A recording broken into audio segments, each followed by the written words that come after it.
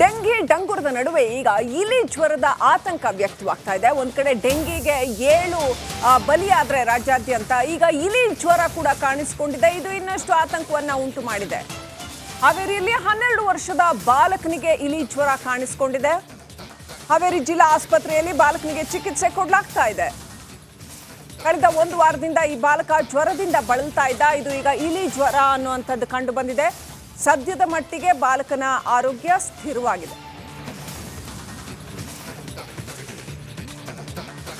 ಇಲಿ ಜ್ವರ ಅಂದು ಇವ್ರು ಸರ್ಕಾರ ದವಾಖಾನೆಯಲ್ಲಿ ಮೊನ್ನೆ 2ನೇ ತಾರೀಕು 3ನೇ ತನಕ ಅಡ್ಮಿಟ್ ಆಗಿದ್ರಿ. ರಕ್ತದ ರಿಪೋರ್ಟ್ನಾಗ ಅವರು ಫೋನ್ ಮಾಡಿ ಹೇಳ್ತಂದಿದ್ರು. ನಮ್ಮೂರು ಸರ್ಕಾರದಾಗ ಫೋನ್ ಮಾಡಿ ಹೇಳಿದ್ರಿ ಅವರು ಇಲಿ ಜ್ವರ ಬಂದವು ಅಂತಂದು. ಅವ್ರು ನಮ್ಮೂರು ಸರ್ಕಾರ ದವಾಖಾನೆ ಚೆಕ್ ಮಾಡ್ದೆ, ಭಾಳ ಸುಸ್ತಿದ್ರಿ.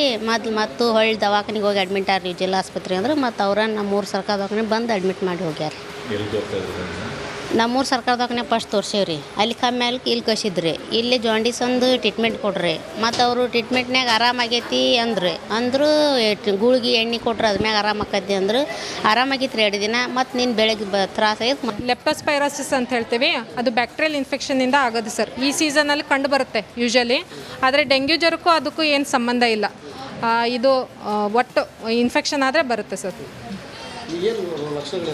ಲಕ್ಷಣಗಳು ಸೇಮ್, ಅಂದರೆ ಡೆಂಗ್ಯೂ ಜ್ವರ ಥರನೇ ಹೈಗ್ರೇಡ್ ಫೀವರ್ ಇರುತ್ತೆ, ಮೈಕೈ ನೋವು ಎಲ್ಲ ಇರುತ್ತೆ, ವಾಂತಿ ಬಂದಂಗೆ ಆಗ್ಬೋದು, ವಾಂತಿ ಆಗ್ಬೋದು, ಹೊಟ್ಟೆ ನೋವು ಇರುತ್ತೆ, ಜಾಂಡಿಸ್ ಆಗುತ್ತೆ.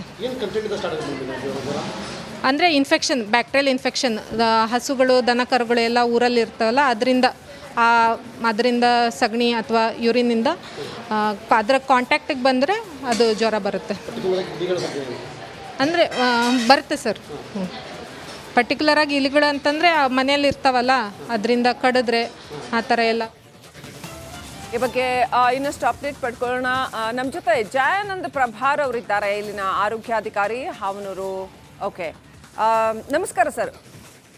ಮೇಡಮ್ ನಮಸ್ತೆ ಮೇಡಮ್.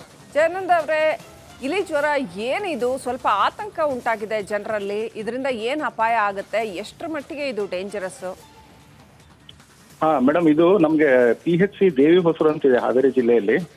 ಆ PHC ದೇವಿ ಹೊಸೂರಲ್ಲಿ ನಿನ್ನೆ ವೈದ್ಯಾಧಿಕಾರಿಗಳ ಹತ್ರ ಒಂದು ಮಗು 12 ವರ್ಷದ ಬಂದಿದೆ. ಅದು ಫೀವರ್ ಅದೆಲ್ಲ ಕಂಪ್ಲೇಂಟ್ ಮಾಡೋದಕ್ಕೆ ಅವ್ರನ್ನ ನಾವು ಜಿಲ್ಲಾ ಆಸ್ಪತ್ರೆಗೆ ರೆಫರ್ ಮಾಡಿದಾರೆ. ಅವ್ರು ಇಮಿಡಿಯೇಟ್ ಆಗಿ ಜಿಲ್ಲಾ ಆಸ್ಪತ್ರೆಯಲ್ಲಿ ಒಂದು ಎಲಿಸಾ ಟೆಸ್ಟ್ ಮಾಡಿದಾಗ ಈಗ ಸಂಶಯಾಸ್ಪದ ಅಂತ ಹೇಳಿ ಕನ್ಫರ್ಮ್ ಆಗಿದೆ, ಲೆಪ್ಟೋಸ್ಪೈರೋಸಿಸ್ ಅಂತ ಹೇಳಿ. ಇದಕ್ಕೆ ಏನು ಸರ್ಕಾರದ ಮಾರ್ಗಸೂಚಿ ಇದೆ ನಮ್ಮ ಒಂದು ಸಾಂಕ್ರಾಮಿಕ ರೋಗದ್ದು, ಆ ಮಾರ್ಗಸೂಚಿ ಪ್ರಕಾರ ಈಗ ಆಲ್ರೆಡಿ ಚಿಕಿತ್ಸೆನ ಪ್ರಾರಂಭ ಮಾಡಿದೀವಿ. ಮತ್ತು ಆ ಸುತ್ತಮುತ್ತಲ ಆ ಗ್ರಾಮದಲ್ಲಿ ಮತ್ತೆ ಬೇರೆ ಏನಾದ್ರೂ ಕೇಸಸ್ ಇದಾವ ಅಂತ ಹೇಳ್ಬಿಟ್ಟು ಈಗ ಆಲ್ರೆಡಿ ನಮ್ಮ ಆರೋಗ್ಯ ಕಾರ್ಯಕರ್ತರು ಸರ್ವೇನು ಸಹ ಸ್ಟಾರ್ಟ್ ಮಾಡಿದೀವಿ. ಇದು ಒಂದು ಇಲಿ ಮೂತ್ರ ಮತ್ತು ಇದರಿಂದ ಹರಡುವಂತ ಕಾಯಿಲೆ ಇದೆ. ಸದ್ಯಕ್ಕೆ ಆತಂಕ ಪಡುವಂತ ಪರಿಸ್ಥಿತಿ ಏನಿಲ್ಲ. ಆದ್ರೂ ನಾವು ನಮ್ಮ ನಿಗಾ ವಹಿಸ್ತೀವಿ. ಆಮೇಲೆ ಸರ್ವೇನು ಸ್ಟಾರ್ಟ್ ಮಾಡಿದೀವಿ ಈಗ. ಮತ್ತೆ ಬೇರೆ ಮಕ್ಕಳಲ್ಲಿ ಅಥವಾ ಸುತ್ತಮುತ್ತಲ ಜನರಲ್ಲಿ ಏನಾದ್ರು ಕಂಡು ಬಂದಿದ್ದೇನೆ ಅಂತ ಹೇಳಿ ಆತರ ಏನಾದ್ರು ಇದ್ರೆ ನಾವು ತಕ್ಷಣ ಕ್ರಮ ತಗೋತೀವಿ. ಇದನ್ನ ಮೇಲಾಧಿಕಾರಿಗಳ ಗಮನಕ್ಕೂ ಈಗ ಆಲ್ರೆಡಿ ತಂದಿದ್ವಿ.